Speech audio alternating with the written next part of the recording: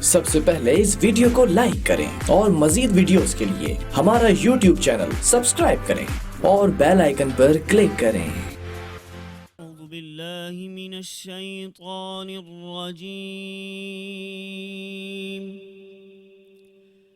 بسم الله الرحمن الرحيم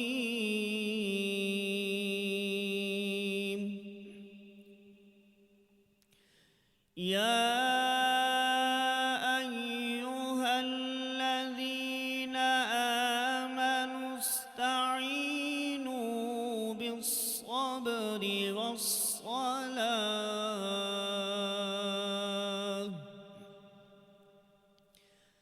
إن الله مع الصابرين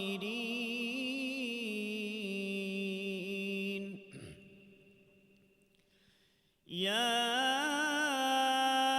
أيها الذين آمنوا استعينوا بالصبر والصلاة إن الله مع الصابرين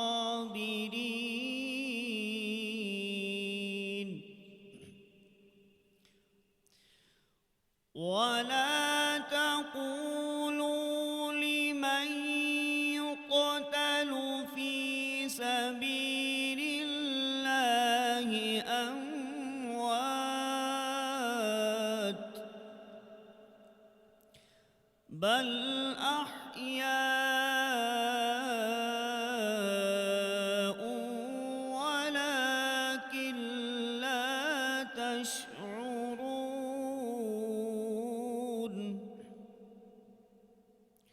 صدق الله العظيم سبحان اللہ۔ وصدق رسوله النبي الكريم الأمين سبحان اللہ، سبحان اللہ، جزاک اللہ۔ قاری اظہر بھاروی صاحب تلاوت کلام پاک پیش کر رہے تھے اور اسی کے ساتھ ہماری ٹرانسمیشن کا بھی باقاعدہ آغاز ہوا۔ انوار رمضان ٹرانسمیشن میں آپ کو ایک دفعہ پھر خوش آمدید کہیں گے۔ آج بھی روزے کے متعلق گفتگو ہوگی، آخری عشرے کے حوالے سے گفتگو کا آغاز ہو چکا ہے اور اس کے ساتھ ساتھ جو آپ کے پیغامات موصول ہو رہے ہیں اس حوالے سے آج پروگرام میں ہم نے گفتگو کرنی ہے۔ روزے کے مسائل کے اوپر تواتر کے ساتھ گفتگو ہو چکی ہے، مسائل کے اوپر گفتگو ہو چکی ہے، اور جیسے ہم نے آپ سے کہا تھا کہ آگے والی جو پروگرامز ہوں گے یا نشستیں ہوں گی اس میں کوشش یہ ہوگی کہ زکوٰۃ کے معاملے کے اوپر بھی گفتگو کی جا سکے، اور اس کے ساتھ ساتھ اب اعتکاف کے جو مسائل ہیں جو اس کے حوالے سے سوالات موصول ہو رہے ہیں اس کو آج پروگرام میں شامل کریں گے۔ اور بڑی خوش قسمتی ہماری ہے کہ علماء کرام ہمارے ساتھ اس انوار رمضان ٹرانسمیشن میں ان کا ساتھ ہمیں میسر ہے اور ان سے بڑی رہنمائی مل رہی ہے، بہت کچھ سیکھنے کا موقع مل رہا ہے۔ بہت سارے آپ کے پیغامات موصول ہوئے ہیں اور کوشش یہ ہوگی کہ آج آپ کی بھی کالز کو شامل کیا جائے تاکہ براہ راست آپ سے بھی جو ہے وہ گفتگو جاری رہے۔ سب سے پہلے خوش آمدید کہوں گا معزز مہمان علامہ سجاد شبیر رضوی صاحب۔ بڑا شکر گزار میں علامہ صاحب کہ بہت آپ ہماری رہنمائی کر رہے ہیں اور روزانہ آپ ہمارے ساتھ ٹرانسمیشن میں شریک ہو رہے ہیں۔ ان کے ساتھ ساتھ یہاں پر آپ سے کچھ دیر بعد علامہ عبدالقادر ہزاروی صاحب بھی یہاں پہ تشریف فرما ہوں گے، ان کو بھی ہم اس ٹرانسمیشن میں خوش آمدید کہیں گے۔ اور اس کے ساتھ ساتھ سید احمد علی شاہ ہمارے ساتھ یہاں پر اس ٹرانسمیشن میں شریک ہیں، ہمارے پروگرام کے کوارڈینیٹر بھی ہیں، یہ تمام ارینجمنٹ نعت خوان وغیرہ کے حوالے سے تمام معاملات دیکھتے ہیں اور بہت اچھے ماشاءاللہ ایک نعت خوان بھی ہیں، خود بڑی اچھی آواز اللہ نے آپ کو عطا کی ہے، ہمارے ساتھ یہاں موجود ہیں، ان کو بھی خوش آمدید، بہت شکریہ۔ ساتھ ساتھ دیگر نعت خوان عامر قریشی صاحب تشریف فرمائے، ان کا بھی خوش آمدید یہاں پہ کروں گا۔ ثاقب چوہان صاحب ہوں گے، عمران بھاروی صاحب یہاں پہ تشریف رکھتے ہیں، ان کو بھی میں خوش آمدید کہوں گا۔ گفتگو کا آغاز کریں گے باقاعدہ، اور علامہ صاحب سب سے پہلے تو جو اعتکاف وغیرہ کے حوالے سے جو مسائل ہیں، جو سوالات ہیں، میں چاہوں گا اس کے اوپر تھوڑی سی گفتگو کر لی جائے کہ اعتکاف ہے کیا اور یہ کیوں رمضان کے آخری عشرے میں اختیار کرنے کا حکم دیا گیا ہے اور کن کن پابندیوں کی ضرورت ہے، میں چاہوں گا اس سے گفتگو کا آغاز کیا جائے۔ اعوذ باللہ من الشیطان الرجیم، بسم اللہ الرحمن الرحیم۔ یاسر بھائی بہت شکریہ۔ اسلام نے تمام عبادات جو ہیں اس کے روح کے ساتھ جو ہے انسان پر جو ہے وہ لاگو کی ہیں۔ جس طریقے سے دن میں 5 وقت نماز کا حکم ہے اور اس کے بعد جو ہے روزہ رکھنے کا حکم ہے، زکوٰۃ دینے کا حکم ہے، یہ تمام احکامات جو ہیں یہ انسان کو مکمل انسان بناتے ہیں۔ بے شک اس سے ایک تو انسان میں عاجزی پیدا ہوتی ہے، دوسرے عبد اور معبودیت کا ایک بہترین رشتہ قائم ہوتا سبحان ہے۔ اللہ۔ یعنی انسان کو یہ شعور بندگی ملتی ہے کہ میرے اوپر کوئی حاکم ہے، اور حاکمیت جو ہے ایک نظام ہے، اور اصلی حاکم جو ہے وہ اوپر جو ہے وہ میرا رب کائنات ہے۔ سب سے پہلے یعنی روح عبادت یہ ہے، مقصد عبادت یہ ہے، مفہوم عبادت یہ ہے۔ اگر اللہ کو ہمارے سجدوں کی ضرورت ہوتی تو اتنے ملائکہ سجود میں ہیں، اتنے قیام میں ہیں، آپ کی عبادت کا کیا مقصد ہے؟ یعنی یہ انسان جو عبادت کر رہا ہے، یہ روزے ہم رکھ رہے ہیں رمضان میں، جتنی عبادت کر رہے ہیں، اس کا مقصد و مفہوم یہ ہے کہ دنیا کو یہ بتانا ہے کہ ایک حاکم ہے دنیا میں، یہ دنیا کے سارے حاکم فنا ہو جائیں گے مگر ایک حاکم جو ہے وہ قیامت تک جو ہے وہ ہمیشہ سے ہے اور ہمیشہ رہے گا۔ بے شک۔ تو یہ ایک تو حاکمیت کا نظام قائم کرنے کے لیے عبادت ہے۔ دوسرے، جہاں تک رمضان میں آپ نیکیاں کرتے ہیں، روزہ رکھتے ہیں، بھوک پیاس اور ساری عبادات کرتے ہیں، اور بڑھ چڑھ کے مسلمان جو ہے اس میں جو ہے اللہ کی راہ میں خرچ کرتا ہے، وہاں اللہ نے نص قرآنی کے ذریعے سے اعتکاف کا حکم دیا۔ یہاں تک کہ مسجد نبوی میں ایک تو ہوتا ہے سرکار کا قول، ایک فعل، سنت دو طریقے کی ہیں کہ سرکار نے فرمایا وہ سنت، ایک جو عمل کر کے دکھایا قولی یا فعلی، دو سنتیں ہیں۔ تو مسجد نبوی میں سرکار نے خود اعتکاف کا حکم دیا، اور خود صحابہ اکرام رضوان اللہ علیہ اجمعین نے اعتکاف کیا۔ اعتکاف نص قرآنی، اعتکاف کا مقصد یہ ہے، اور رمضان میں خاص طور پہ، رمضان کے علاوہ بھی آپ اعتکاف کر سکتے ہیں، مگر رمضان میں کیوں اعتکاف کرتے ہیں؟ اعتکاف کا مطلب یہ ہے کہ آپ پورا سال دنیا کے جھمیلوں میں الجھے رہے، ذاتی مسائل میں الجھے رہے، اولاد کے لیے الجھے رہے، مال کے لیے جستجو کرتے رہے، اب جہاں آپ نے 20 دن جو ہے بھوک اور پیاس کو برداشت کیا، عبادتیں کی، اب 10 دن سب کچھ بھول جائیں، اولاد کو بھی بھول جائیں، مال کو بھی بھول جائیں، دنیا کے سارے کاروبار کو بھول جائیں، مسجد کے کونے میں آ کے بیٹھ جائیں، اور صرف عبد اور معبود کا رشتہ قائم رہے۔ کہیں قرآن کی تلاوت کریں، کہیں نماز پڑھیں، کہیں جو ہے وہ اللہ کے لیے نیک عمل کرنے کا، صرف یعنی یہ نہیں کہ آپ قرآن پڑھیں، نماز پڑھیں، تہجد کا وہ کریں، لیلۃ القدر کو انہی راتوں میں اگر اعتکاف میں تنہائی میں آپ نے تلاش کر لیا تو اور بہترین ہوتا ہے۔ یہاں میں عرض کروں کہ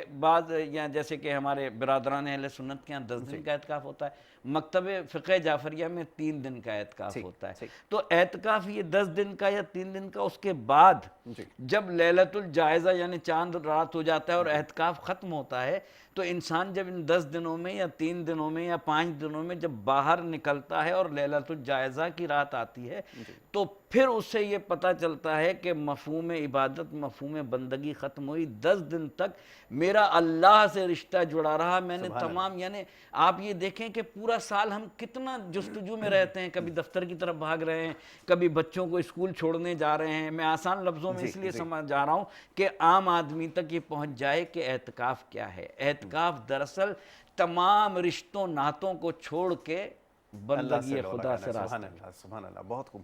اچھا، ایک چیز کا اور ذرا ذکر یہاں پر ہو جائے کہ یہ تنہائی میں چلے جانے کا مقصد اور مصرف کیا ہے؟ سمجھ میں یہ آتا ہے کہ اللہ اپنے جو پیارے نبی ہیں ان کو نبوت کے وقت اس چیز کا اشارہ دے رہے ہیں کہ تم بھی تنہائی اختیار کرو، تو یہ دنیا سے کٹ جانا کیوں ضروری ہے؟ اور خاص طور پر ظاہر ہے کہ وہ اللہ کے پیغمبر ہیں، پیارے رسول ہیں، نبی آخر الزماں، ان کا معاملہ دوسرا ہے، لیکن یہ تنہائی میں جانا کیوں ضروری ہے؟ میں چاہوں گا اس کے اوپر روشنی ڈالیں کہ دنیا کے معاملات میں اتنا الجھ چکے ہیں، کیا اس سے دوری اختیار کرنے کا کوئی میسج دیا جا رہا ہے؟ دیکھیں، یہ بہت اچھا آپ نے بیسک سوال کیا ہے کہ اگر سرکار کو بھی کوئی حکم دیا گیا تو ہمیں بتانے کے لیے، ہمیں سکھانے کے لیے، ان کا ہر عمل۔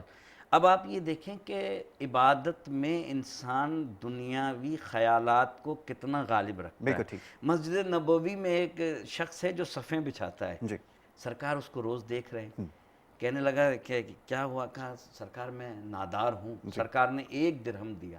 اب جو اس نے کاروبار کیا تو کاروبار بہت سارا بڑھ گیا۔ پہلے اس نے فجر کی نماز میں آنا چھوڑا، پھر ظہر کی نماز میں آنا چھوڑا، پھر عصر کی نماز میں، پھر مغرب کی۔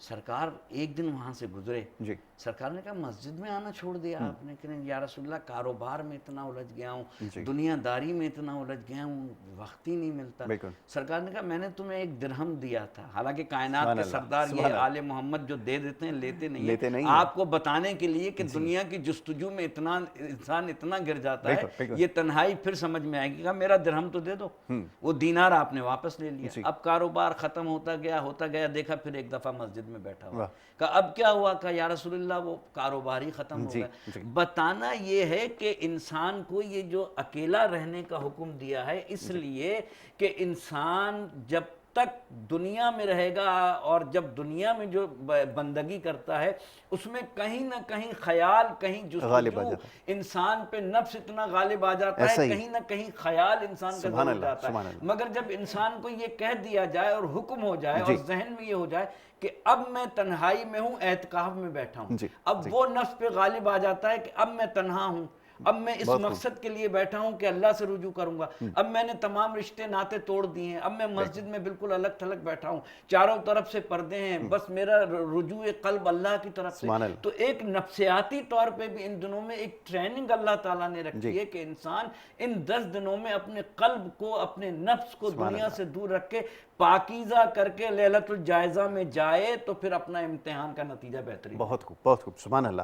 تو یہ بہترین موقع ہے کہ جس وقت تزکیہ کیا جائے، تنہائی اختیار کی جائے، دنیا کے معاملات سے تھوڑے وقت کے لیے منہ موڑا جائے، اور اس تنہائی کے اندر جیسا بھی بات ہوئی تھی کہ اپنے معبود سے لو لگائی جائے، ایک رابطہ قائم کیا جائے، تو یہ ربط اسی وقت قائم ہو سکتا ہے کہ جب آپ تنہائی اختیار کریں گے، اس معاملات کو سمجھنے کی کوشش کریں گے۔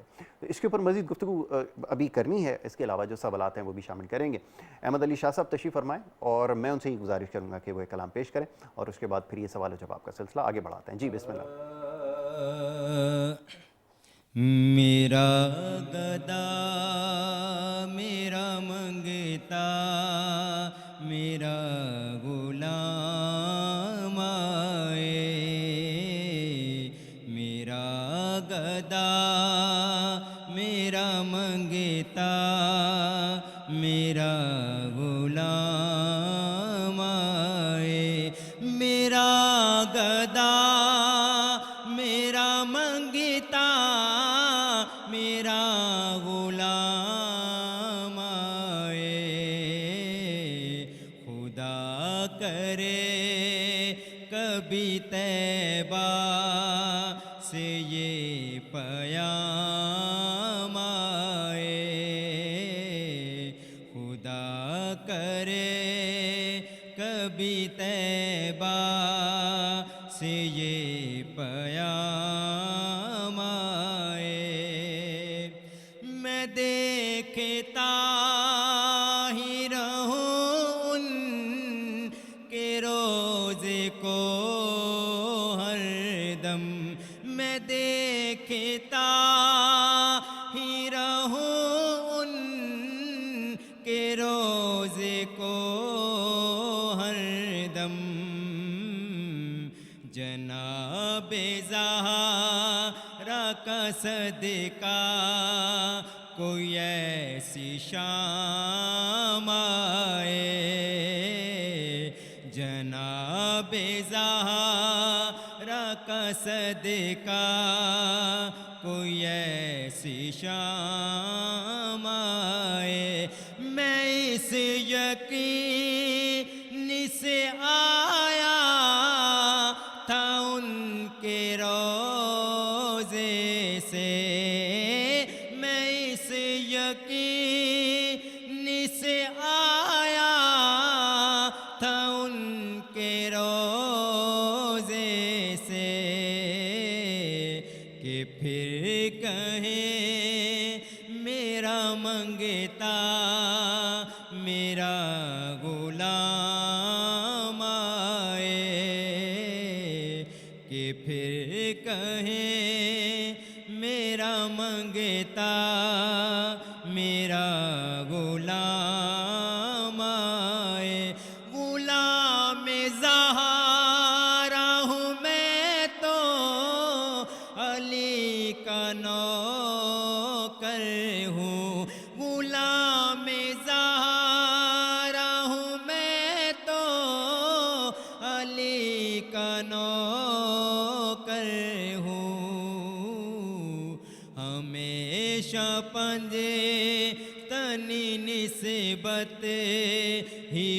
میرے کام آئے ہمیشہ پندے تن نسبت ہی میرے کام آئے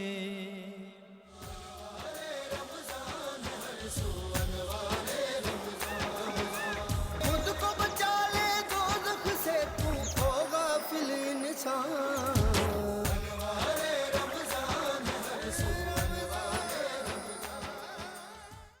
اعوذ باللہ من الشیطان الرجیم بسم اللہ الرحمن الرحیم میری الفت مدینے سے کیوں ہی نہیں میری الفت مدینے سے یوں ہی نہیں میرے آقا کا روضہ مدینے میں ہے میرے آقا کا روضہ مدینے میں ہے میں مدینے کی جانب نہ کیسے کھنچوں میں مدینے کی جانب نہ کیسے کھنچوں میرا دین اور دنیا مدینے میں ہے میرا دین اور دنیا مدینے میں ہے یا رسول اللہ یا حبیب اللہ یا رسول اللہ یا حبیب اللہ عرش اعظم پہ جس کی بڑی شان ہے روضہ مصطفیٰ جس کی پہچان ہے روضہ مصطفیٰ جس کی پہچان ہے جس کا ہم پلہ کوئی محلہ نہیں جس کا ہم پلہ کوئی محلہ نہیں ایک ایسا محلہ مدینے میں ہے ایک ایسا محلہ مدینے میں ہے یہ شہر مصطفیٰ ہے مدینہ کریم ہے سب کو نبھا رہا ہے مدینہ کریم ہے ایک ایسا محلہ مدینے میں ہے بہت خوب ماشاءاللہ ماشاءاللہ بہت اچھے جی ایان وسیم قادری ننھے سنخاں ہمارے ساتھ موجود تھے اور یہ نعت پیش کر رہے تھے ماشاءاللہ بہت اچھی آپ نے نعت پڑھی ویری گڈ علامہ صاحب یہاں پر عبدالقادری ہزاروی صاحب بھی تشریف لا چکے ہیں انہیں بھی میں خوش آمدید کہوں گا علامہ صاحب گفتگو میں آپ کو خوش آمدید کہیں گے بات ہو رہی تھی اعتکاف کے حوالے سے اس عبادت کو کیوں منفرد سمجھا جائے میں چاہوں گا اس کے اوپر تھوڑی سی روشنی ڈالی جائے اور یہ تنہائی اختیار کرنے کے اور کیا فوائد ہیں میں چاہوں گا اس کو تھوڑا سا ہائی لائٹ کیجیے جی بسم اللہ الرحمن الرحیم ولا تباشروهن وانتم عاکفون فی المساجد ان طاہر بیتی للطائفین والعاکفین والرکع السجود آمنت باللہ صدق اللہ مولانا العظیم بنیادی طور پر اعتکاف جو ہے ایک ایسی عبادت ہے کہ جو امت محمدیہ میں نہیں بلکہ اس سے پہلے بھی تھی جی اور اس کے بارے میں قرآن حکیم ہمیں بتاتا ہے کہ اللہ تعالیٰ نے حضرت اسماعیل اور حضرت ابراہیم خلیل اللہ علیہ السلام کو ارشاد فرمایا کہ آپ نے مسجد حرام کو طواف کرنے والوں کے لیے جی نماز پڑھنے والوں کے لیے اور اعتکاف کرنے والوں کے لیے آپ نے پاک رکھنا ہے ٹھیک دوسری بات جو ہے وہ یہ ہے کہ اعتکاف نام ہے اپنے آپ کو اللہ کی رضا کے لیے مسجد میں روکنے کا، کیا کہنا؟ اور عورت کے لیے جو ہے وہ مسجد بیت میں اپنے آپ کو اللہ کے لیے روکنے کا۔ اور بنیادی اور سب سے بڑی وجہ جو اعتکاف کی ہے وہ یہ ہے تاکہ لیلۃ القدر کو تلاش کیا جائے، اور لیلۃ القدر کو تلاش کرنے کے بعد اس کا جو اجر و ثواب ہے وہ پایا جائے۔ یہاں میں یہ حدیث بھی بیان کرنا چاہوں گا، جناب حسین رضی اللہ تعالیٰ عنہ بن علی بن ابی طالب بیان کرتے ہیں، فرمایا کہ جس نے رمضان المبارک کے آخری عشرے میں اعتکاف کیا، جب وہ اعتکاف سے باہر آتا ہے تو 2 مقبول عمرے اور 2 مقبول حجوں کا ثواب لے کر آتا ہے۔ جو آپ نے سوال کیا کہ تنہائی کا کیوں حکم ہے، جس طرح بندہ اللہ کو تنہائی میں یاد کر سکتا ہے، اس طرح وہ اپنے کاروبار میں، اپنی فیملی میں، اپنے بچوں میں، دوست احباب میں رہ کر نہیں کر سکتا۔ حکم یہ ہوا کہ تمہیں شریعت محمدی یہ حکم تو نہیں دیتی کہ تم عیسیٰ علیہ السلام کی طرح رہبانیت اختیار کرو، گرجا گھروں میں چلے جاؤ، پہاڑوں میں چلے جاؤ، عبادت کرو۔ امت محمدیہ میں رہبانیت نہیں ہے، لیکن امت محمدیہ کو جو دین دیا گیا ہے یہ دین معتدل ہے، اعتدال والا دین ہے اور صراط مستقیم ہے۔ ٹھیک ہے تم پورا سال میرے لیے گوشہ نشینی نہیں کرو، چلے نہیں کاٹو، لیکن سال میں 1 مرتبہ تم آؤ، میرے لیے تنہا ہو جاؤ، اور تمہاری جو خواہشات ہیں، تمہاری جو من کی باتیں ہیں، جو گناہ ہو چکے ہیں، ان کے تم مراقبے کرو، اور میری طرف تم توجہ کرو، میں تمہاری طرف توجہ کروں گا۔ اور بالخصوص کہ جب رات ہوگی اور مسجد ہوگی، اور پھر مسجد کے اندر ان کپڑوں کے اندر معتکف بیٹھا ہوگا، اور پھر اس کے پاس کوئی نہ ہوگا، کاروبار کی، بچوں کی کوئی ٹینشن نہیں ہوگی، صرف یہی ہوگا کہ میں اللہ کے لیے ہوں اور اللہ کے سامنے ہوں، میرا رب مجھے دیکھ رہا ہے، اور ہے بھی یہی ہے کہ انت عبد اللہ کأنک ترا فإن لم تکن ترا فإنہ یراک، تو اللہ کی عبادت ایسے کر کے اللہ کو دیکھ لے، یہ کیفیت طاری نہ ہو سکے تو یہ سمجھ کہ اللہ تجھے دیکھ رہا ہے۔ اور سب سے جو افضل اعتکاف ٹھہرایا گیا وہ مسجد حرام کا، اس کے بعد مسجد نبوی کا، اور اس کے بعد مسجد اقصیٰ کا۔ اب ان 3 مسجدوں کی بات کیوں کی گئی؟ چونکہ مسجد حرام کی فضیلت اس وجہ سے نہیں ہے کہ جناب والا وہ مکہ کے اندر ہے، اس وجہ سے کہ اسے حضرت خلیل اور حضرت ابراہیم علیہ السلام نے بنایا ہے، اور مسجد نبوی کی فضیلت اس وجہ سے ہے اسے آقا دو جہاں نے بنایا ہے، اور مسجد اقصیٰ کی فضیلت اس وجہ سے ہے کہ اسے حضرت سلیمان علیہ السلام اور حضرت داود علیہ السلام نے بنایا ہے۔ اور اسی طرح ان 3 مساجد کے علاوہ ملک کی جو بڑی مسجد ہے یا شہر کی جو بڑی مسجد ہے اس کے اندر جو ہے وہ اعتکاف میں بیٹھے، اور اعتکاف کے اندر سب سے جو پہلی عبادت ہے وہ قرآن کریم کی تلاوت کی جائے، کیونکہ قرآن کریم جو ہے اسی آخری عشرے کے اندر لوح قلم سے آسمان دنیا پر نازل کیا گیا۔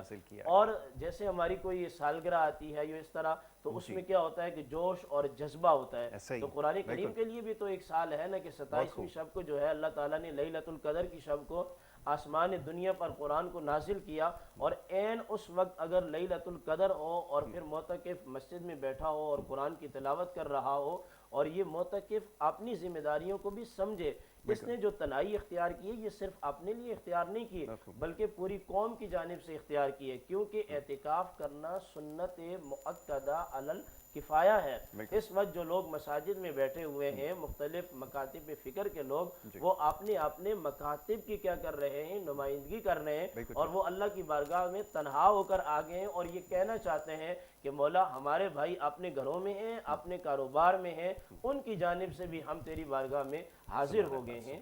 یہی اعتکاف کا مقصد ہے، اور یہی اعتکاف کا جو ہے وہ روح ہے۔ روح یہی ہے، بالکل ٹھیک ہے۔ علامہ صاحب یہ فرمائیے گا کہ بڑی اچھی گفتگو اب تک ہوئی ہے، معتکف کے لیے کن چیزوں کا خیال رکھنا ضروری ہے، اور دوسرا ایک سوال یہ پوچھا جاتا ہے کہ اس کے لیے عمر کی کیا قید ہے یا کوئی قید اس میں نہیں رکھی گئی ہے؟ میں چاہوں گا اس کے حوالے سے تھوڑی ہماری رہنمائی فرمائیں۔ دیکھیں، اعتکاف کرنے کے لیے یقیناً بالغ ہونا جو ہے وہ ایک شرط ہے۔ دوسری، جیسے مولانا نے فرمایا کہ دیکھیں اعتکاف کا اصلی مقصد جو ہے وہ ہے رک جانا، اپنے کو بالکل یعنی دنیا سے الگ تھلگ کر لینا، اور اس میں یہ ہے کہ آج کے کیونکہ ٹیکنالوجی کا دور ہے، اور حکم یہ ہے کہ جامع مسجد اگر ہے علاقے کی. جیسے آپ کہتے ہیں نا کہ عید کی نماز جو ہے وہ جامع مسجد میں ہے, اچھا جمعے کی مسجد کے لیے بھی یہی ہے کہ جامع مسجد میں پڑھو تو زیادہ اسلام یہ کا جو بیسک اصول یہ ہے کہ اجتماعیت پہ جو ہے اسلام نے بڑا یعنی وہ کیا ہے, فوکس کیا ہے. اس کا مقصد یہ ہے کہ جب اجتماعی طور پہ ہم سب جمع ہوں گے تو اللہ زیادہ جو ہے اجتماع کو یعنی ایک ساتھ جب جامع مسجد میں آپ وہ منظر دیکھیں گے کہ جب اعتکاف کا ایک منظر ہوتا ہے, ہر شخص جو ہے وہ یہاں جو ہوتا ہے اس میں یہ ہے کہ بالغ ہونا ضروری ہے, عاقل ہونا ضروری ہے. دوسرے یہ کہ اعتکاف میں غیر ضروری چیزیں جیسے غیر ضروری گفتگو کسی سے نہ کرے, حاجت ہے تو باہر نکلے, اس کے بعد وضو کر کے پھر مسجد میں چلا آئے, غیر ضروری گفتگو منع ہے. اس کے علاوہ اگر اس کو کوئی ایسی حاجت ہے, آج کل بہت زیادہ یہ ہم سے سوال کیا جاتا ہے کہ صاحب جو سگریٹ پیتے ہیں تو اس کے لیے صرف اتنی رعایت دی گئی ہے کہ اگر بہت زیادہ شدت محسوس کر رہا ہے تو جائے ایک کونے میں سگریٹ پیے اور جو ہے وہ واپس جو ہے اپنی عبادت میں آ جائے. جیسا کہ مولانا نے فرمایا کہ قرآن مجید کا پڑھنا, بے شک قرآن مجید سے تو یعنی معصوم نے فرمایا کہ جب قرآن مجید پڑھتا ہے کوئی اعتکاف میں تو ملائکہ اس کو گھیر لیتے ہیں. یعنی اتنی عظمت ہے انسان کی, اشرف المخلوقات ہے. جب سب کو چھوڑ کے اور قرآن کی طرف رجوع ہو جاتا ہے تو ایسا نورانی بندہ ہو جاتا ہے کہ ملائکہ اس کو جو ہے وہ گھیر لیتے ہیں اعتکاف میں. اور دوسرے ہمارے ہاں جو ہے سب سے زیادہ حکم دیا گیا ہے کہ اعتکاف میں کم سے کم ایک دفعہ ترجمے کے ساتھ دعائے کمیل پڑھ لے. یعنی دعائے کمیل جیسے میں نے کل عرض کیا تھا, یہ جناب خضر علیہ السلام کی دعا ہے جو مولا کائنات نے حضرت کمیل کو جو ہے دی تھی. اور اس دعا میں دیکھیں کہ اللہ اور بندے کی جو گفتگو ہے کہ اے اللہ میرے ان گناہوں کو بخش دے جو میں نے چھپ چھپ کے کیے ہیں, دنیا نے نہیں دیکھے. اے میرے مالک اگر میرے پردے ہٹا دے گا گناہوں سے تو میں رسوا ہو جاؤں گا, کسی کو منہ دکھانے کے قابل نہیں رہوں گا. تو جب انسان دعائے کمیل پڑھتا ہے تو اللہ کے اتنا قریب آ جاتا ہے. تو یہ ساری دعاؤں کا ورد کرے, جتنا قرآن پڑھ سکتا ہے پڑھے, اللہ سے قربت کرے, دعا کرے. اور یہاں میں یہ ضرور کہوں گا اعتکاف کرنے والے کے لیے ضروری ہے کہ جہاں دعا کر رہا ہے تو اجتماعی دعا کرے. یہ نہیں کہ میں اکیلا, نماز میں بھی یہی حکم ہے کہ آپ اگر صرف اپنے لیے دعا کر رہے ہیں تو وہ دعا قابل قبول نہیں ہے. جب اپنے مسلمان بھائیوں کو پہلے ان کی تکالیف بیان کریں پھر اپنے لیے کریں, ورنہ خود غرضی ہو جاتی ہے. بالکل آپ نے ٹھیک کہا. یہ عنصر کبھی غالب نہیں آنا چاہیے کہ دعا میں ہمیشہ سب کو یاد رکھنا چاہیے, پوری امت کو یاد رکھنا چاہیے. اور اس وقت تو خیر بقا انسانی کا مسئلہ جو ہے وہ درپیش ہے, تو ہم مسلمان ہونے کے ناطے یہ ہم پر یہ فرض ہے ہمارا کہ پوری انسانیت کی بقا کے لیے دعا بھی کریں, ان کی اصلاح کے لیے بھی دعا کریں اور ان کی ہدایت کے لیے بھی دعا کریں کہ اللہ تعالیٰ جو بھٹکے ہوئے لوگ ہیں ان کو راہ راست پہ لائے, اور ساتھ ساتھ اس وبائی مرض سے بھی جو اس وقت کرونا وائرس کی شکل میں ہمیں درپیش ہے اس سے بھی ہمیں نجات دلائے. علامہ صاحب ایک سوال اور آپ کی خدمت میں رکھوں گا, وہ یہ کہ لوگ عبادات کے معنی اور مفہوم تو چلے بہت دیر سے سمجھ میں آتے ہیں, اتنا لوگ نہیں سمجھ پاتے. وہ جو ریاضت ہے, وہ جو نمازوں کی جو تشکیل ہے وہ کس طرح ہونی چاہیے, فرض نمازوں کے علاوہ کون کون سی نماز کی ادائیگی ضروری ہے اور ان کی اہمیت کتنی ہے اعتکاف کے اندر. اور ایک سوال یہ بھی پوچھا گیا تھا کہ جیسے چاشت وغیرہ اشراقی نمازیں جو روٹین میں نہیں ادا کرتے اگر اعتکاف میں چھوٹ جائیں تو کیا صورت ہوتی ہے؟ میں چاہوں گا اس پہ گفتگو کی جائے. یہ بھی آپ نے اچھا نقطہ اٹھایا. تھوڑا سا میں وضاحت کر دوں. رضوی صاحب نے فرمایا کہ ہمارے یہاں اعتکاف کے لیے بلوغت شرط ہے, تو چونکہ سننے والے مختلف ہیں لوگ ہیں, فقہ حنفی کے اندر بلوغت جو ہے وہ شرط نہیں ہے, اور فقہ حنفی کے اندر عید کی نماز جو ہے وہ میدان میں بھی پڑھی جا سکتی ہے اور مسجد میں بھی, اور جمعے کی نماز کے لیے بھی مسجد شرط نہیں ہے. یہ ہمارا ایک نقطہ نظر تاکہ سب لوگوں تک پہنچ جائے. دوسرا جو آپ نے سوال کیا کہ اعتکاف کے اندر, بخاری شریف کی حدیث ہے کہ اللہ تعالیٰ نے ارشاد فرمایا کہ جو اللہ کے ولی سے عداوت رکھتا ہے اللہ اس کے ساتھ اعلان جنگ کرتا ہے. لیکن اللہ یہ چاہتا ہے کہ جو بندہ اس کا قرب حاصل کرے وہ فرائض کے ذریعے حاصل کرے, اور فرائض میں سے سب سے پہلی جو چیز ہے وہ فرض نماز ہے. معتکف کو یہ ضرور لازم پکڑنا چاہیے ہر مسلمان کو کہ جتنا معتکف کے فرض کا اجر زیادہ ہے اتنا اگر وہ مسجد میں رہ کر بھی فرض نماز ادا نہ کرے اور جماعت کو ترک ترک کرے تو گناہ بھی اس کا زیادہ ہے۔ سب سے پہلے تو یہ تکبیر تحریمہ کے ساتھ فرض نماز کی کوشش کی جائے، کوشش ہی نہیں بلکہ کیا کیا جائے، ادا کیا جائے۔ اور معذرت کے ساتھ میں خود ایک مسجد سے وابستہ ہوں، ایسے لوگ بھی آ جاتے ہیں کہ جو ادھر نماز ہو رہی ہوتی ہے تکبیر تحریمہ اور ادھر وہ جو ہے وہ افطاری کر رہے ہوتے ہیں، تو یہ بھی ہماری قوم کا جو ہے ایک المیہ ہے، تو اس کو بھی تھوڑا سا دیکھنا چاہیے۔ اور میں اصلاح کے لیے کہہ رہا ہوں، کسی کا عیب بیان کرنے کی ضرورت نہیں ہے۔ اور اس کے بعد جو ہے نماز تراویح ہے، غالباً فقہ جعفریہ میں نماز تراویح نہیں ہے، تو فقہ حنفی کے اندر نماز تراویح ہے، تو 20 رکعت نماز تراویح معتکف لازم پکڑے، جو فقہ حنفی سے تعلق رکھتے ہیں۔ اس کے علاوہ صلاۃ الاوابین ہے، یعنی کہ مغرب کی نماز کے بعد 2 نفل کے بعد 6 نفل جو ہیں اس کی ادائیگی کریں۔ اور اسی طرح اشراق کی نماز ہے کہ جب سورج نکلے تو 20 منٹ بعد اشراق کی نماز ادا کی جائے۔ عام طور پر جو لوگ جلدی اٹھ جاتے ہیں ان کی جو چائے کا ٹائم ہوتا ہے، دوسری چائے کا 10 بجے کے لگ بھگ، اس وقت جو ہے وہ چاشت کی نماز ادا کریں۔ اچھا، فقہ حنفی کے اندر اشراق کی نماز، چاشت کی نماز، صلاۃ الاوابین یا صلاۃ التسبیح اور جتنی بھی نوافل نمازیں ہیں یہ واجب نہیں ہے، یہ نفل ہیں۔ اگر کوئی بندہ شروع کر کے چھوڑ دیتا ہے تو پھر اس کو مکمل کرنا ضروری ہے، وگرنہ ضروری نہیں ہے۔ اگر معتکف کا اشراق چھوٹ جاتا ہے تو وہ گنہگار نہیں ہوگا، لیکن بہتر یہ اسے ادا کرنی چاہیے۔ صلاۃ الاوابین چھوٹ جاتی ہے تو گنہگار نہیں ہوگا، بہتر یہ ہے کہ اس کو کیا کرنا چاہیے، ادا کرنا چاہیے۔ اور اسی طرح جو ہے صلاۃ التسبیح کا طاق راتوں میں، اب 2 رات تو غالباً چلی گئیں، اب جو باقی بچتی ہیں 3 راتیں، ان کے اندر آج آنے والی کل آنے والی جو رات ہے اس میں صلاۃ التسبیح، اور صلاۃ التسبیح ایک ایسی نماز ہے کہ حضرت عباس سے ہے، سرکار نے فرمایا تمہیں ایسی نہ نماز بتاؤں کہ جس سے تمہارے اگلے اور پچھلے گناہ معاف ہو جائیں، ہو سکے تو دن میں، نہیں تو ہفتے میں، نہیں تو مہینے میں، نہیں تو سال بھر میں، نہیں تو عمر میں جو ہے ایک مرتبہ جو ہے وہ نماز ضرور پڑھی جائے۔ تو ان چیزوں کا خیال رکھا جائے۔ اچھا، ساتھ ہی ایک ضمناً ایک اور بات ہوئی تھی کہ سگریٹ پینے کے حوالے سے فقہ حنفی بالکل اجازت مسجد کے اندر سگریٹ پینے کا نہیں دیتا۔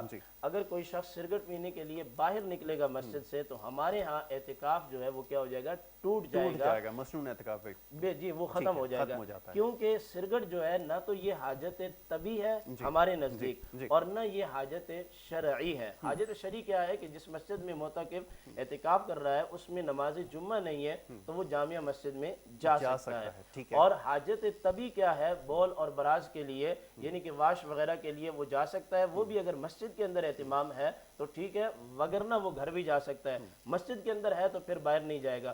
جہاں تک سگریٹ کا جو معاملہ ہے، اس کے پینے سے منہ کے اندر بو پیدا ہوتی ہے، اور ویسے بھی بخاری شریف کی حدیث ہے کہ لہسن سے اور سلاد وغیرہ کھا کے آنے سے منع فرمایا گیا۔ اس کی وجہ کیا ہے کہ منہ کے اندر بو پیدا ہوتی ہے، اور بندہ جب نماز پڑھتا ہے تو بخاری شریف کی حدیث ہے ملائکہ اپنے لب نمازی کے لبوں پر رکھتے ہیں، اور ملائکہ چونکہ ایسی معصوم مخلوق ہے کہ انہیں یہ برداشت نہیں کرتے، بو کو برداشت نہیں کرتے، تو ایک تو نمازیوں میں غلط تاثر جائے گا پینے سے، اور دوسرا کیا ہوگا جناب، بو آئے گی تو پھر فرشتے اس کے قریب نہیں آئیں گے۔ جب فرشتے قریب نہیں آئیں گے، جیسے حضرت نے بیان کیا کہ جب معتکف بیٹھا ہوتا ہے تو فرشتے اس کو گھیر لیتے ہیں، اب اگر سگریٹ نوشی کر کے آئے گا تو یہ درست نہیں ہے ہمارے ہاں، میں اپنی بات کر رہا ہوں۔ اچھا، کچھ لوگوں کے لیے کچھ کیسز میں ایسا ہے کہ ناگزیر ہو جاتی ہے، تو وہ کیا رفع حاجت کے لیے جب جائیں تو وہیں پہ یہ دوسری حاجت بھی پوری کر آ سکتے ہیں؟ کہتی وہ لیکن ہمارا بھی اس کی اجازت نہیں دیتا، مصرف یہی ہے مسجد میں۔ میں اس میں یہ عرض کروں کہ اسلام جو ہے وہ ایک یونیورسل جو ہے،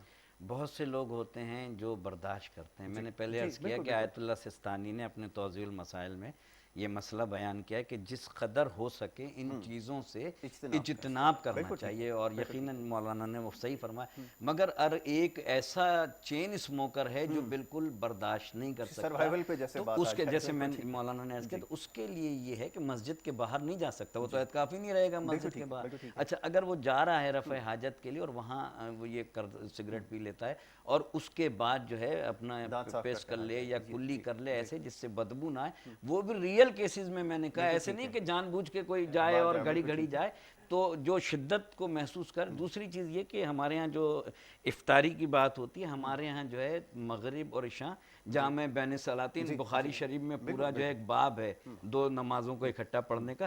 تو ہمارے ہاں پہلے مغرب کی نماز ہوتی ہے, پھر عشاء کی, اس کے بعد افطاری ہوتی ہے. تو اس لیے کہ ہمارے ہاں بعد میں, تو پہلے افطاری کا جو ہے وہ نہیں ہے. نماز تراویح ہمارے ہاں جو ہے وہ نہیں ہوتی ہیں. اور باقی عبادات جو مولانا نے بتائیں جو اعتکاف کے اندر, وہ ساری نمازیں ہمارے ہاں بھی ہیں, ان کے یہاں. بالکل ٹھیک ہے. نماز کی پابندی کا حکم ہے. روزہ ضائع اگر کسی کا ہو جائے مثلاً اعتکاف میں, تو اعتکاف ٹوٹ جاتا ہے. میں چاہوں گا اس کو تھوڑا سا بیان کر دیں. اگر کسی شخص کا روزہ ٹوٹ جائے, ضائع ہو جائے, تو اس کا اعتکاف بھی جو ہے وہ فاسد ہو جائے گا, اس کی قضا کرنی پڑے گی. اور بخاری شریف کے اندر حدیث موجود ہے, نبی کریم علیہ السلام ہمیشہ رمضان میں اعتکاف میں بیٹھتے تھے. ایک سال آپ نے جہاد کی وجہ سے, غالباً جو میں سمجھ پایا ہوں, فتح مکہ کے سال آپ علیہ السلام مدینہ المنورہ میں نہیں تھے, جو میں سمجھ پایا ہوں. ایسے مجھے ابھی تک کوئی عبارت ملی نہیں ہے اپنی کتابوں کے اندر. تو نبی علیہ السلام نے دوسرے سال جو ہے وہ 20 جو ہے وہ روزوں کا جو ہے وہ اعتکاف کیا, یعنی کہ جو گزشتہ سال تھے وہ بھی, اور یہ اس سال کی بات ہے کہ جس سال آپ کا وصال ہوا. ایک ہوتا ہے سنت موقتہ, اس کے لیے وہ روزہ ضروری ہے رمضان کا, وہ تو آپ نے رکھنا ہی ہے. اور ایک ہے واجب اعتکاف. اگر کوئی بندہ یہ منت مانتا ہے کہ میرا یہ کام ہو جائے گا تو میں اللہ کے لیے 10 دن یا 20 دن 15 دن جتنے بھی وہ کہتا ہے اعتکاف میں بیٹھوں گا, اس کے لیے بھی روزہ جو ہے یہ ہمارے نزدیک شرط ہے. ہاں ایک اعتکاف ہے کہ جو نفل اعتکاف ہے, جیسے آپ مسجد میں انٹری ہوتے ہیں تو کہتے ہیں کہ نوائی تو سنت الاعتکاف, یعنی جتنی دیر میں مسجد میں بیٹھوں گا اتنی دیر میں اللہ کے لیے اعتکاف کی جو ہے وہ نیت کرتا ہوں. تو اس میں روزہ شرط نہیں ہے, باقی دوسرے دونوں کے اندر وہ ضروری ہے. ایک میں شرط ہے اور دوسرے میں ظاہر ہے رمضان ہے. رمضان کا روزہ ترک نہیں کیا جا سکتا, فرائض کے اندر شامل ہے, اور فرائض کی پابندی بہرحال ضروری ہے. اس کے اوپر مزید گفتگو کریں گے. گزارش کروں گا میں نعت کی طرف, ایک ہم نے جانا ہے نعت کے ساتھ. اچھا چلے پہلے بریک لے لیتے ہیں, بریک سے جب واپس آئیں گے تو پھر نعت کا بھی سلسلہ جو ہے وہ ہمارا جاری رہے گا. ایک بریک کی طرف جا رہے ہیں, آپ دیکھتے رہیں انوار رمضان.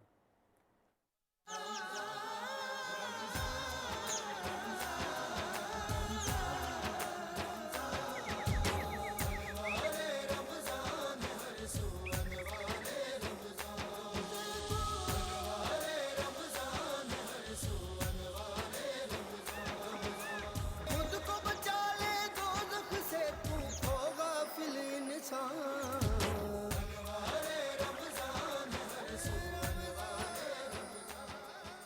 غافل انسان.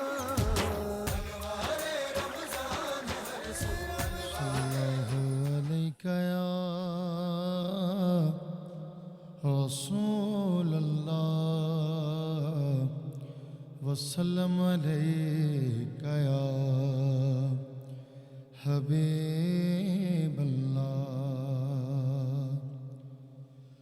سچ گئے آقا کی محفل کو سجانے والے, سج گئے آقا کی محفل کو سجانے والے. میرے سرکار کا میلاد منانے والے, میرے سرکار کا میلاد منانے والے. غم نہیں چھوڑ دے یہ سارا زمانہ مجھ کو, غم نہیں چھوڑ دے یہ سارا زمانہ مجھ کو. میرے آقا تو ہے سینے سے لگانے والے, میرے آقا تو ہے سینے سے لگانے والے. سر قلم ہو گیا اسلام بچانے کے لیے، سر قلم ہو گیا اسلام بچانے کے لیے، ایسے ہوتے ہیں محمد کے گھرانے والے، ایسے ہوتے ہیں محمد کے گھرانے والے۔ تو نے پانی نہ دیا ان کو تو اے نہر فرات، تو نے پانی نہ دیا ان کو تو اے نہر فرات، جن کے ماں باپ ہیں کوثر کے پلانے والے، جن کے ماں باپ ہیں کوثر کے پلانے والے۔ اور کس قدر قول یہ سچا ہے، رضا کا صائم، کس قدر قول یہ سچا ہے، رضا کا صائم، مٹ گئے آپ کے اذکار مٹانے والے، مٹ گئے آپ کے اذکار مٹانے والے، میرے سرکار کا میلاد منانے۔ سبحان اللہ، سبحان اللہ، سبحان اللہ، سبحان اللہ، جزاک اللہ۔ حامد قریشی، خوبصورت کلام انہوں نے پیش کیا، اللہ آپ کو جزائے خیر عطا کرے، اور بڑی خوبصورت آواز، بڑا خوبصورت کلام۔ سوال جواب کا سلسلہ جاری رکھیں گے، اعتکاف کے مسائل کے حوالے سے گفتگو ہو رہی ہے یہاں پہ۔ علامہ صاحب، ایک اب جو عصر حاضر کا سب سے بڑا جو مسئلہ ہے وہ یہ کہ کرونا وائرس اب اعتکاف میں جو معتکف حضرات موجود ہیں، کہیں پر بیماری اور یہ سلسلہ تو چلا رہتا ہے، لیکن اگر کسی شخص کو یہ گمان گزرے کہ اس کو واقعتاً کرونا وائرس کی علامات ظاہر ہو رہی ہیں، ایسی صورت میں اگر وہ باہر جا کے ٹیسٹ کرواتا ہے تو کیا اعتکاف اس کا رہتا ہے یا ختم ہو جاتا ہے؟ میں چاہوں گا رہنمائی فرمائیں۔ آج کل تو پہلے تو یہ ہوتا تھا کہ کوئی بھی مسجد میں جا کے جو ہے اعتکاف میں بیٹھ جاتا تھا، مگر میں ابھی دیکھ رہا تھا اس دن ہمارے یہاں مسجد میں کہ باقاعدہ رجسٹریشن ہو رہی ہے، اور اس کا NIC لیا جا رہا ہے، اور نام لکھا جا رہا ہے، پتہ لکھا جا رہا ہے، پھر جب وہ اعتکاف میں بیٹھتے ہیں تو پھر ڈیٹیکٹر کے ذریعے سے ان کا ٹمپریچر چیک کیا جا رہا ہے۔ اب تو جدت آ گئی، مگر دیکھیں جہاں تک فقہی اصطلاح میں آپ دیکھیں گے تو کچھ ٹرمز اینڈ کنڈیشن ایسی ہیں جن کے نکلنے سے جو ہے وہ اعتکاف ختم ہو جاتا ہے۔ تو اگر 3 دن کا ہے یا 10 دن کا نہیں ہے، 3 دن کا ہے یا 10 دن کا ہے، کچھ بھی ہے، مگر اگر انسان نکلے گا ٹیسٹ کرنے کے لیے تو لازماً اعتکاف تو نہیں رہے گا۔ کوشش یہ کرنی چاہیے کہ اگر اسے یہ معلوم ہو رہا ہے، کچھ ایسی یعنی فیلنگز ہو رہی ہیں، ٹمپریچر ہو رہا ہے، یا اس کو یہ ہے کہ اب جب بالکل ہی یعنی یہ سمجھ لے کہ اب جو ہے مجھے برداشت نہیں ہو رہا، تو اس کو خود اعتکاف کو ختم کر دینا چاہیے اور ڈاکٹر کی طرف رجوع کرنا۔ ٹیسٹ کرانے جائے گا تو پھر اعتکاف نہیں بچتا۔ اب ایسی صورت میں کیا ہوگا؟ کیا اعتکاف اگر ختم کرے گا، اگر جانتے بوجھتے، تو کیا کفارہ ادا کرنا پڑے گا؟ میں چاہوں گا اس کی تھوڑی سی جی، اس کی جو ہے پھر اسے قضا کرنی پڑے گی آئندہ سال، جیسے کہ میں نے پہلے سیشن میں جو ہے وہ کہا، بخاری شریف میں حدیث ہے، آئندہ سال وہ اس کی جو ہے وہ قضا کرے گا۔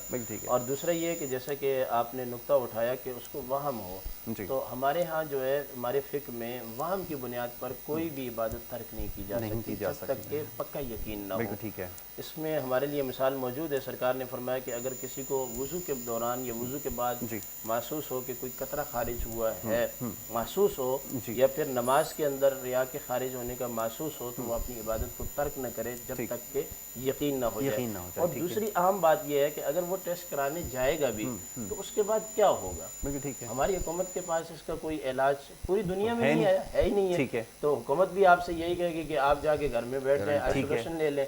تو پھر ٹھیک ہے, مسجد کے کونے میں بیٹھیں, اللہ اللہ کریں, اللہ خیر صلی اللہ. ٹھیک ہے. پہلے اس میں یہ میں عرض کروں کہ پہلے تو یہ ہے کہ اس کی جو محسوس کر رہا ہے کرونا کے جو آج کل جو بتایا جا رہا ہے کہ مسلسل سانس کا رکنا یا ٹمپریچر فیور بہت زیادہ ہائی ہو جانا, سر میں درد محسوس کرنا, یعنی بالکل جیسے مولانا نے فرمایا کہ اس سے یہ یقین کامل ہو جائے کہ اب کوئی تو یقیناً جان بچانا تو اسلام میں جو ہے وہ اہم ہے. پھر وہ یقین جب یہ یقین کامل ہو جائے تو ویسے ہی اعتکاف ختم کرے اور جا کے. اس سے یہ ہے ایک نقطہ جو رہ گیا کہ ہو سکتا ہے کہ اس کے وائرس سے کسی اور مسجد والے کو لگ جائے. اس سے بہتر یہ ہے کہ کرونا وائرس, یہ فقہ میں اپنی طرف سے میرا یہ خیال ہے جہاں تک, کیونکہ میں تفصیل رائے تو نہیں دے اپنی, یہ اپنے خیال کا اظہار کر رہا ہوں کہ اگر اسے یہ محسوس ہو رہا ہے کہ مجھ میں کرونا کی ڈیزیز ہے تو اس سے خود اعزازی طور پہ اس کو ختم کر کے جو ہے دوسروں کی زندگی مسجد میں, کیونکہ بہت سارے لوگوں کا جو ہے وہ آنا جانا ہوتا ہے, اس سے انٹریکشن بھی سمہاؤ رہے گا, تو اس چیز سے خطرہ یہ جدید مسئلہ ہے, اس کے لیے رجوع کرنا پڑے گا. بالکل ٹھیک ہے, کیونکہ یہ تو پہلی دفعہ ایسا ہے کہ چیزیں ایک مسئلے کی اور وضاحت کر دوں میں.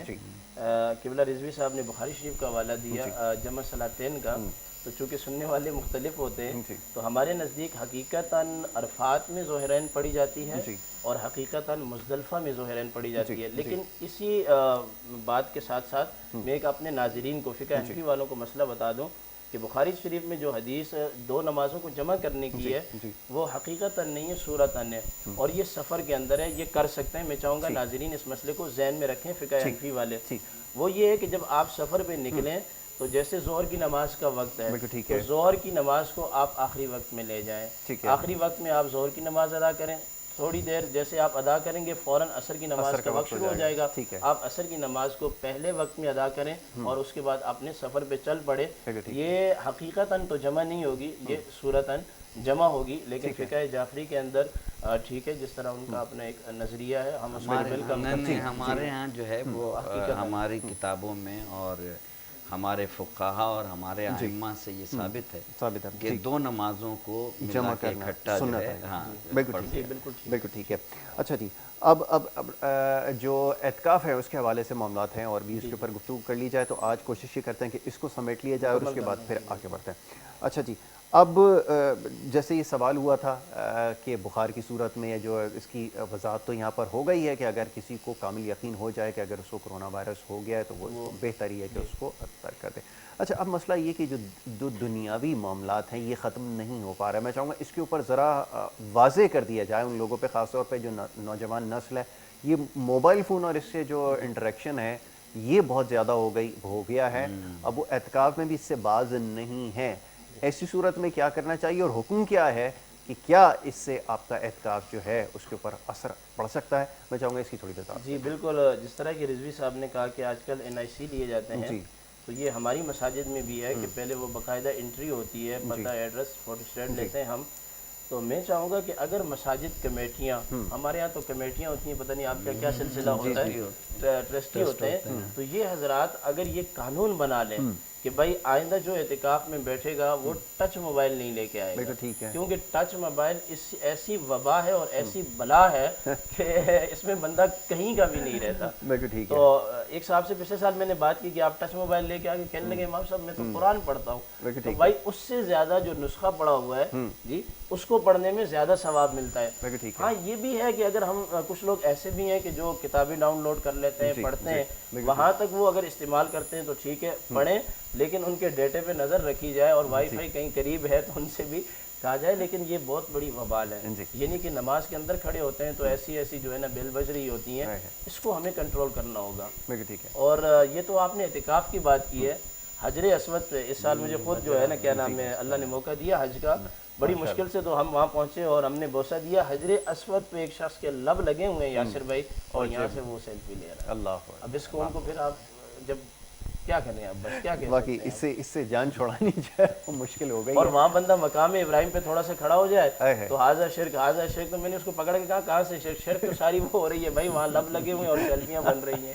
اللہ ہم سب تو کو وہ بھی نہیں، یعنی کہ وہ نظریات کو ٹھوس رہے جی، ہیں جی۔ لیکن باقی وہ بھی نہیں روک سکے۔ بالکل ٹھیک ہے۔ یعنی کہ اس ٹچ موبائل کی جو بلا ہے نا، جی۔ اس کو حرم شریف کی انتظامیہ بھی نہیں روک سکتی۔ بالکل ٹھیک ہے، تو اس کو یہ روکنا لیٹسٹ دیکھیں، یہ لیٹسٹ ٹیکنالوجی ہے، اور جہاں تک مجتہدین نے اس کا غیر ضروری استعمال، میں تو پہلے مولانا نے فرمایا نا کہ جہاں یہ ٹرسٹی یا مسجد کمیٹی، پہلے تو اس بات پہ بین لگانا چاہیے کہ بھائی جب آپ اعتکاف میں بیٹھ رہے ہیں تو قرآن جو ہے اس میں پڑھیں، دعائیں، اپنی کتابیں اتنی ساری مسجد میں رکھیں۔ وہ بہانہ یہ بناتے ہیں کہ صاحب اس میں دعائیں لوڈ ہیں، اس میں بہت ساری صورتیں لوڈ ہیں، ہمیں آسانی ہوتی ہے ڈھونڈنے میں، وہ تلاش کو لے جاتے ہیں، اب پھر اس میں گفتگو بھی ہو جاتی ہے۔ تو اب اس سے گفتگو سے ویسے تو موبائل سے اجتناب کرنا چاہیے، مگر غیر ضروری گفتگو جو ہے وہ اعتکاف میں اللہ سے جو ہے اس کے بندے کا جو ہے حائل ہوتی ہے، تو لہٰذا اعتکاف پہ پھر کوتاہی رہ جاتی ہے۔ یہ تو میں اعتکاف کو تو کچھ نہیں ہوگا، مگر اس کے درمیان عبادات میں یہ حائل ہوتا ہے، اور یقیناً حائل ہوتا ہے، اور پھر جو ہے وہ اس میں کوتاہی ہو جاتی ہے۔ تو جب آپ اعتکاف کی نیت سے بیٹھ رہے ہیں تو احتیاط کریں، نہ لے جائیں۔ بالکل ٹھیک ہے۔ اب مفتی صاحب ایک چیز کے بارے میں اور ذرا وضاحت ہو جائے گی۔ ایک سوال یہ بھی آیا تھا کہ قرآن کریم کے علاوہ اگر دنیاوی کوئی کتاب کا اگر مطالعہ کیا جائے، جیسے کچھ لوگوں کا یہ مشغلہ رہتا ہے، وہ رسائل وغیرہ پڑھتے ہیں، اخبارات وغیرہ پڑھتے ہیں، اگر وہ یہ ہیبٹ اپنی جاری رکھتے ہیں، اگر اس کو کنٹینیو رکھتے ہیں، تو کیا اس کی اجازت کوئی ہے؟ اور دوسری ایک چیز کی اور وضاحت فرما دیں، کیونکہ بہت سارے اب یہ ملنا ملانا ہے جو کہ ہمارا رہتا ہے، کچھ لوگ تبلیغ کے کام سے وابستہ ہیں، ان کے انٹریکشن رہتا ہے بہت سارے لوگوں سے، کیا اس کی کوئی گنجائش ہے کہ وہ ضروری یا دینی کام سے بھی اگر کسی کے ساتھ انٹریکشن رکھے تو یہ انٹریکشن سے منع کیا گیا، کیا اس کی اجازت بنتی ہے کوئی؟ پہلی بات تو یہ جو آپ نے رسائل وغیرہ پڑھنے کا جو کہا ہے، بتایا ہے، یہ نہیں پڑھنے چاہیے۔ ٹھیک ہے۔ ناول وغیرہ جس میں عشق یا معشوقیہ، اس کی تو بالکل اجازت نہیں ہے۔ ٹھیک ہے۔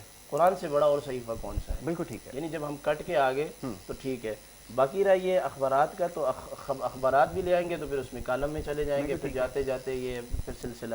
ٹھیک ہے۔ جہاں تک آپ نے تبلیغ کا سلسلہ، تو تبلیغ میں یہ ہے کہ اگر وہ ایک دوسرے مسلمان کو تبلیغ کرتے ہیں، بیٹھتے ہیں، سرکار کی بات کرتے ہیں، خلفائے راشدین کی بات کرتے ہیں، اہل بیت کی بات کرتے ہیں، بہتر تو یہ ہے کہ ایک دن حضور کے فضائل بیان کریں، ایک دن صحابہ کے بیان کریں، ایک دن اہل بیت کے بیان کریں، اور اس طرح ہمارے پاس ایسی ایسی ہستیاں ہیں کہ ہم ان کے فضائل بھی بیان کریں گے، اور اس کے ساتھ ساتھ سیرت پر بھی توجہ ہوگی، کچھ سیکھنے کا جو ہے وہ موقع بھی ملے گا۔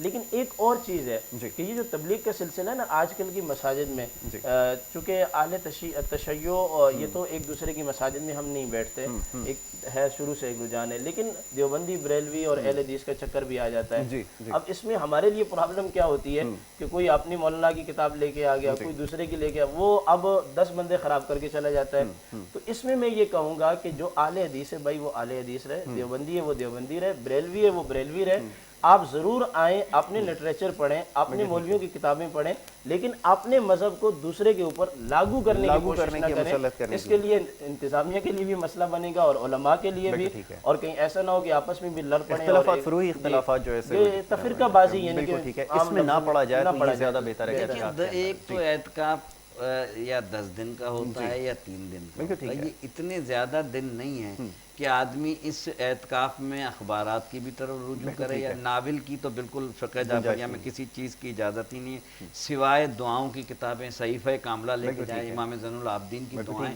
اس سے بہترین کیا ہے۔ اس کے علاوہ اجتناب کرنا چاہیے ہر اس چیز سے جس سے، میں پھر یہ بات عرض کر رہا ہوں کہ جس سے خدا اور بندے میں دوری پیدا ہو۔ تو اخبارات سے بھی بالکل اجتناب کرنا چاہیے، سوائے دعاؤں کے، قرآن مجید کے، نماز کے اور احکامات کے، اچھی اچھی چیزوں کو سن بھی سکتا ہے، پڑھ بھی سکتا ہے، اس کے علاوہ کسی چیز کی وہ نہیں۔ ٹھیک ہے، ایک سوال آپ کے خدمت میں اور رکھ دیتا ہوں، وہ یہ کہ یہ وضو وغیرہ کے جو معاملات ہیں، کیا غیر ضروری طور پر وضو کرنا، کیونکہ اب بہت سارے معاملات ہیں، کیونکہ مسجد سے باہر جانا پڑتا ہے، وہ پریمیسز سے، حدود سے باہر ہو جاتا ہے، وضو کرنے کے لیے جانا پڑتا ہے، کن صورتوں میں وضو کرنے کے لیے جائے، یہ بھی تھوڑی سی اس کی رہنمائی فرما دیجئے۔ اور کیا یہ کہ جیسے ہمیں کبھی وضو ہمارا ہے لیکن گمان گزرتا ہے کہ جی وضو نہیں ہے، اس کی نیت سے باہر چلے گئے، کیا اس کی گنجائش رہتی ہے؟ جی بالکل، آپ نے یہ اچھا نقطہ اٹھایا۔ آج کل ہماری مساجد کے اندر اہتمام ہوتا ہے وضو خانے کا بھی اور غسل خانہ بھی بنا ہوا ہوتا ہے، معتکف کو غسل نہیں کرنا چاہیے الا یہ کہ اس پر غسل واجب ہو جائے، ٹھیک ہے۔ اور جہاں تک وضو کی بات رہی، جب تک اس کا وضو ہے وہ اپنے حجرہ اعتکاف میں رہے جو اس نے چادر لگائی ہوئی ہے، بار بار وضو کرنے میں نہ جائے، کیونکہ وضو پر وضو کرنا یہ ثواب کی نیت سے، تو آپ تو اتنے بڑے ثواب کے لیے بیٹھے ہوئے ہیں، اعتکاف کے اندر بیٹھے ہوئے ہیں، تو جب تک وضو ٹوٹے نہ اس وقت تک آپ وضو خانے کی طرف نہ جائیں۔ ہاں جب وضو ٹوٹ جائے یا پھر آپ کو حاجت طبی ہے پھر جائیں آپ حاجت طبی کریں اور تو پھر وضو بنوا لیا جائے۔ ٹھیک ہے جی، اب میں گزارش کروں گا، وقت ہمارے پاس کیونکہ کم رہ گیا ہے، دو نعت خواں ہمارے پاس ہیں، ثاقب چوہان اور عمران باروی صاحب، تو میں چاہوں گا آپ جو ہے وہ کلام پیش کریں جی، مختصر جی۔ یا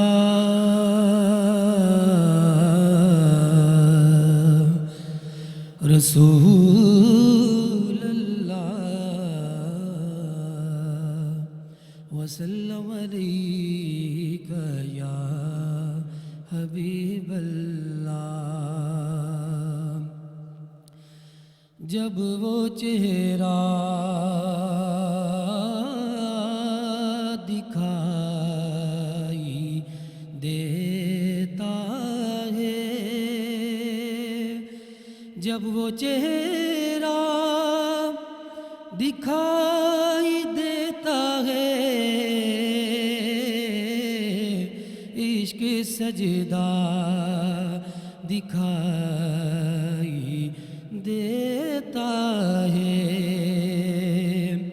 کیا ادھر سے حضور گزرے ہیں، کیا ادھر سے حضور گزرے ہیں، چاند سایہ دکھائی دیتا ہے، چاند سایہ دکھائی دیتا ہے، حجر اسود کو اس لیے چوموں، حجر اسود کو اس لیے چوموں، ان کا بوسہ دکھائی دیتا ہے، ان کا بوسہ دکھائی دیتا ہے، سارا قرآن باس سین تلک، سارا قرآن باس سین تلک، ان کا خطبہ دکھائی دیتا ہے، ان کا خطبہ دکھائی دیتا ہے، سارا جغرافیہ مظفر کو، سارا جغرافیہ مظفر کو، ان کا حجرہ دکھائی دیتا ہے، ان کا حجرہ دکھائی دیتا ہے۔ سبحان اللہ، سبحان اللہ، بہت خوب، ماشاءاللہ۔ عمران باروی صاحب یہ کلام پیش کر رہے تھے، اور اسی کے ساتھ ہمیں اجازت آپ سے لینی ہوگی۔ میں بڑا شکر گزار ہوں علامہ سجاد شبیر صاحب کا کہ انہوں نے اپنا قیمتی وقت ہمیں دیا۔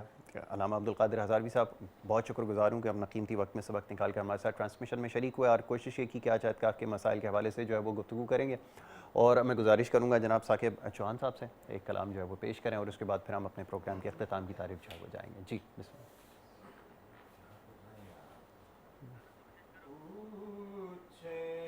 گے سبھی حشر میں سرکار کہاں ہے، سرکار پکاریں گے گناہگار کہاں ہیں، پروانہ جنت لیے ڈھونڈیں گے فرشتے، اولاد محمد کے وفادار کہاں ہیں، نبی کا لب پر جو ذکر ہے بے مثال آیا، کمال آیا، جو ہجر طیبہ میں یاد بن کر خیال آیا، کمال آیا، تیری دعاؤں کی بدولت عذاب رب سے بچے ہوئے ہیں، تیری دعاؤں کی بدولت عذاب رب سے بچے ہوئے ہیں، جو حکم امت کہ تیرے لب پر سوال آیا، کمال آیا، غرور حوروں کا توڑ ڈالا، لگا کے ماتھے پہ تل خدا نے، جو کالے رنگ کا غلام تیرا بلال آیا، کمال آیا، نبی تو صائم بھی ہے اعلیٰ، ہے رتبے سب کے عظیم و بالا، مگر جو آخر میں آمنہ کا وہ لال آیا، کمال آیا، مگر جو آخر میں آمنہ کا وہ لال آیا، کمال آیا، نبی کا لب پر جو ذکر ہے بے مثال آیا، کمال آیا۔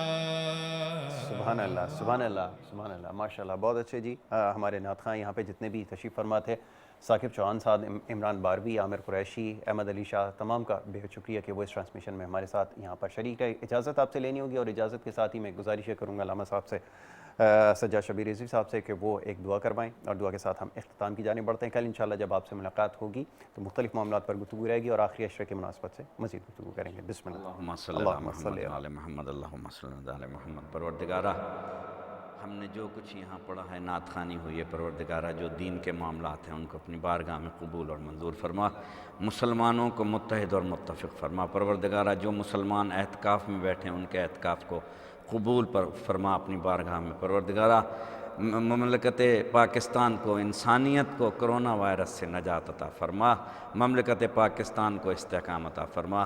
ان اللہ و ملائکتہ یصلون علی النبی یا ایھا الذین آمنوا صلوا علیہ وسلموا تسلیما، اللہم صلی علی محمد وعلی محمد۔